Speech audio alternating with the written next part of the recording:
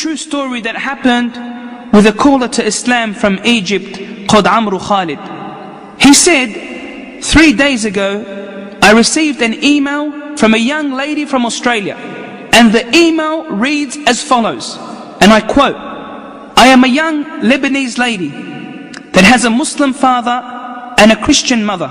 For the first 10 years of my life, I lived in Lebanon. Then we migrated to Australia, which brought an end to my relationship, to my connection with the Middle East. I am currently 22 years of age. And after migrating to Australia, my association with my religion also ended completely. The only thing I know is that I am a Muslimah. That's it. I don't know what the Quran looks like. I don't know how to pray. And the religion plays no significance in my life. My mother and father separated, each one remarrying another person. I entered university. My mother and father left Australia, leaving me behind alone with no family, no brothers and sisters. I know nothing about my ancestry in Lebanon. I lived alone and I had to work to spend on myself. I attended university in the morning and worked at a bar in the evening. I have a boyfriend and have not left out any haram except having done it without any shame. I am fully westernized. I know a little bit of Arabic. And because I am extremely beautiful, I joined the beauty competition in New Zealand and won in this competition. I am planning to join a bigger competition in New Zealand, and I am currently modeling for magazines. During this time, I used to visit a Lebanese family residing in Australia. And I saw a Ramadan episode on television talking about modesty. The episode had its web address displayed. I went through a nervous breakdown. It was as though this episode was addressing me directly. I am sending you this email to ask, is it possible for Allah to accept me?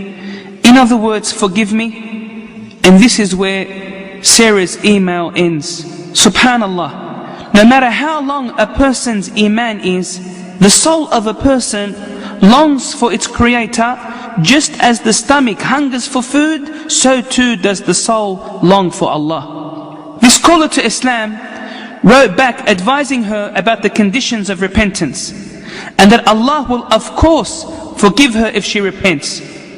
2 days later, she contacts Amru Khalid and she says, I have repented to Allah, and I have left my boyfriend and promised never to see him again. After another 2 days, she contacts him and she says, I want to learn how to pray.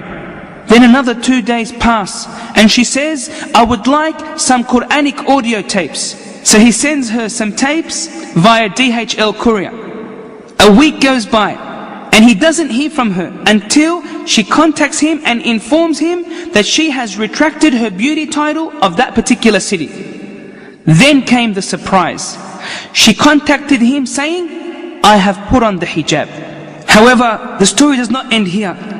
2 days after putting on the hijab, she experiences sharp pain. So she goes to the doctor, who diagnoses her with brain cancer and that her days are limited. She enters the hospital to be operated on. The success rate of this operation, as informed by the doctors in Australia, is 20%. This is what the doctors said. As for Sarah, listen to what she had to say. She said, I am pleased to meet Allah. I am happy that I repented prior to finding out about my illness. I don't know whether my mother and father will know about my situation. If I live, I will support your website, for this website is my window to Islam. Inna lillahi wa inna ilayhi raji'un. To Allah we belong, and to Him is our return. May Allah have mercy on Sarah, who died at the age of 22.